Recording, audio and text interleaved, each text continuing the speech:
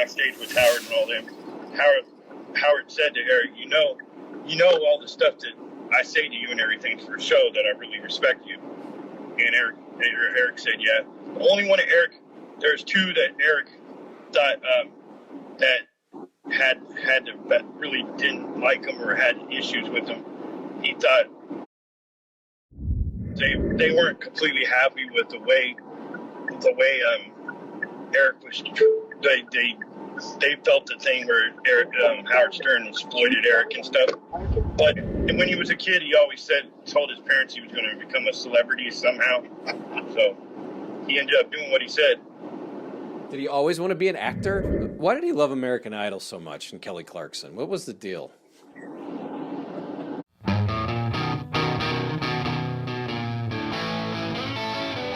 Hello and welcome to another edition of Here's the Pitch. Jon Johnson over there. Who is Jon? Of course, he was Eric the actor's handler, your caregiver, right? You guys were. First of all, thank you for doing this. I appreciate it. And how did you guys get together? You went to high school with him. You knew him a long time ago, right? Tell me a little bit about how you guys met.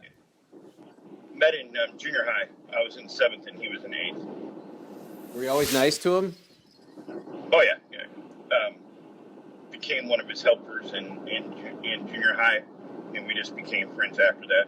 And like in high school, his parents would go somewhere for the day or overnight, and I'd go help him. So I've been helping him pretty much since junior high. Was he always sort of angry in junior high, even the way we knew him on the Stern Show? No, nothing like the Stern Show. It was a character, but then he would keep it on with the fans because the fans would just rag on him after when he wake up that day after the show, because he'd wake up like 3 o'clock in the morning to call the show, then he would go back to sleep.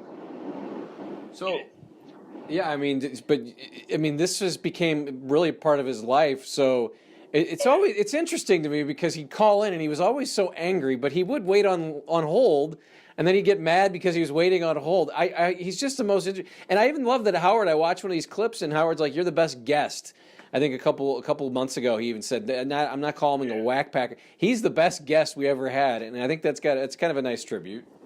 Yeah, Howard considers him the best whack packer. And most fans do. There's some fans that say Hank was the best, but most fans consider Eric the best. Eric was the one that would fight back the most. He wouldn't take no shit.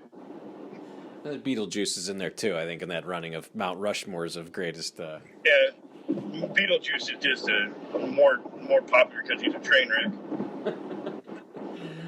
Eric was club fucking footed, blotchy face, he had the gnarled fingers. I mean, he had a lot going on, so it seemingly he lived for the show. Is that what you felt like? Is that he really, as much as he got angry at it, he loved it. Yeah. And when he was a kid, he always told his parents he was going to become a celebrity somehow. So he ended up doing what he said. Did he always want to be an actor? I mean, that always seemed like a joke, but he always wanted to be into music or acting. He would have probably became a police officer if he could have, because of his dad, but of course he couldn't do that. But he always had support for police officer, but he knew he couldn't do that, so he always wanted to be some type of entertainment. And what would that? But he really thought he could act, though, right? I mean, that's what's hilarious about him. And he did. He actually got in some stuff. So I guess we're all out. He laugh was on with Eric. Did you make a trip to the show? He went obviously and met Diana DeGarmo in 2008. Maybe a great moment for him. What was that like? Just being around him for that. I mean, Eric had to be like that had to be the highlight of his life, right? Yeah, Howard was really cool in person. He sat there and talked to Eric. I'd say a good hour after the show. Just sat next to Eric and talked to him.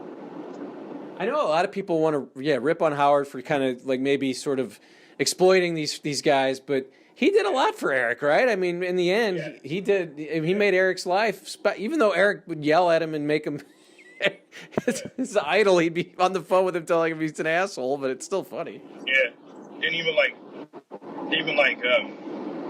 at the America's Got Talent, when we went to see him in San Francisco. And we were backstage with Howard and all them. Howard said to Eric, you know all the stuff that I say to you and everything for a show that I really respect you. And Eric said, yeah. The only one of Eric, there's two that Eric thought that really didn't like him or had issues with him. He thought Gary didn't really like him, and Fred, he thought had issues with him. What about Artie? How did he enjoy Artie? Just kind of giving him so much shit. Oh, yeah, he liked to argue with Artie. So, as I think about this, was Eric putting us all on? Was he had his own character, and we as fans didn't understand that he had his own character he was working on? Till later on, yeah. Most fans started figuring out towards the end, but at first, yeah, he had everybody believing that's how he really was. Because like the first live comedy shows we would do, people would be afraid to come up to Eric and talk to him, and would like try to run up behind me and ask me, "Will Eric talk to me?" I'm like, "Yeah, he ain't like the show." And if you talk to anybody that met him at the shows, they'll say the same thing.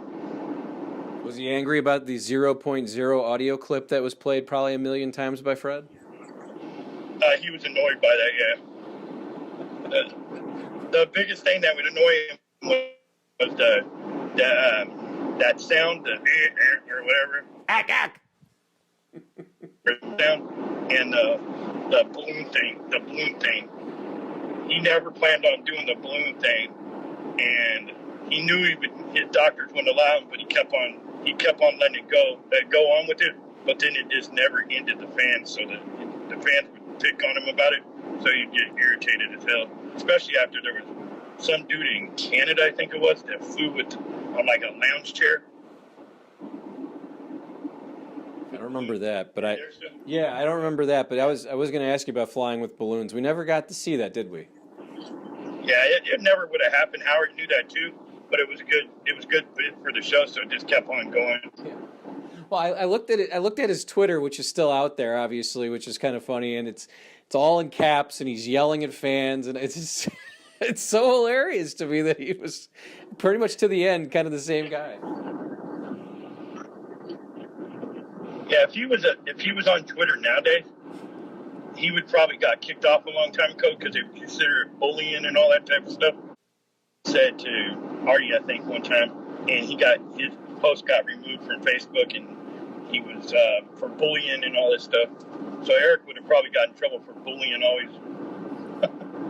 It's funny, right? Yeah, the guy in the wheelchair is the bully. It's pretty hilarious. The 3'5". Why did he love American Idol so much and Kelly Clarkson? What was the deal?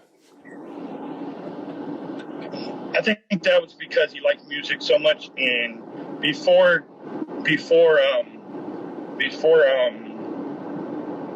American Idol, he was a fan of Star Search, and that's one of the things he actually wanted to get on when he was younger. He wanted to get on Star Search as a singer. So I think he just kind of felt he really liked how you could vote for people and have control of the show. And then he hated when somebody like, and then he started hating with like somebody like Sanji or whatever his name was. Sanjaya. To keep them in the show because it was just a train wreck. I think Howard did that on purpose to ruin Eric's enjoyment of the show. Sanjaya was winning every week. Yeah, because it made good show. Eric getting pissed off about it. There wasn't too many guys that he was fans with on the American Idol. It was usually girls. No, his love of the of course, a few of them get crushes on. It's funny. Though of course we can understand his love of the WWE. He would have been a perfect heel manager. But that was pretty cool that Howard made sure anytime they had a Stone Cold Kurt Angle, he'd be able to get Eric on the phone with him and he'd get those questions in. And he was so serious about wanting to ask those guys questions. He really loved it. Well, he died at 39. He died at 39 years old. I think you had just kind of stopped caregiving for him, right? Tell me a little bit about the end there, because we weren't thinking this was. I mean, it was actually the day before I was leaving. His parents were already heading down the next day, or 2 days before I was going to leave. His parents were coming down the next day, and he was getting really sick, and I was like, man, you need to go to the doctor. And then I called his brother, which his brother is a paramedic, and he's like, yeah, take him to the hospital. I'll call my parents. And his dad rushed all the way from up in the mountains and got there, and he passed soon after his dad got to the hospital. What was it like for you, and as you think back on it, just the fact that maybe, you probably assume this guy's going to live a long life, right? Because he's just doing his thing, and it didn't seem to have really any health problems. And besides his breathing and heart problems, it wasn't getting any worse. But for some reason, I don't know what happened. His kidneys had started shutting down. That morning when I seen him, he was really jaundiced. And so then when we got him to the hospital, all of his organs started shutting down. Probably about just after the second time of going to the ranch, and that was the thing that a lot of people thought that him going to the ranch did it. But that's not true. Yeah, but I think it was just his heart was getting worn out because he wasn't supposed to live past his teenage life, and all of his stuff was already a little bit weaker than normal. So, and then like you were saying earlier about his hands and everything, that's all part of the Ehlers-Danlos syndrome. It makes the bones it has a lot of the traits of brittle bone disease. That's what a lot of people thought he had. I saw that you could make donations back when he passed. Is it still? Are you still taking donations for him in his name? You could still send a donation in his name to Shriners Hospital. Actually, for my birthday yesterday, I was doing a fundraiser for Shriners on Facebook.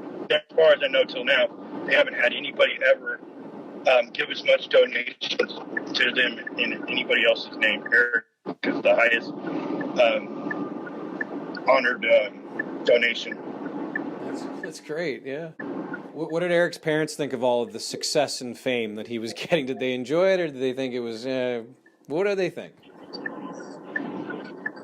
At first, of course, they weren't completely happy with the way Eric was.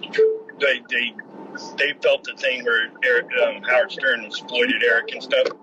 But then they started seeing how much it did for Eric, and they kind of said, well, if Eric doesn't have it, then we don't have a problem with it. Does he have siblings? Does he have a brother or sister? Eric has one brother, younger than him, that's a firefighter. Okay, so normal size, normal everything. How did he enjoy this? Yeah. This stardom. He didn't tell anybody that he was going to the ranch the first time. His parents were on a cruise in England, and he didn't tell his brother.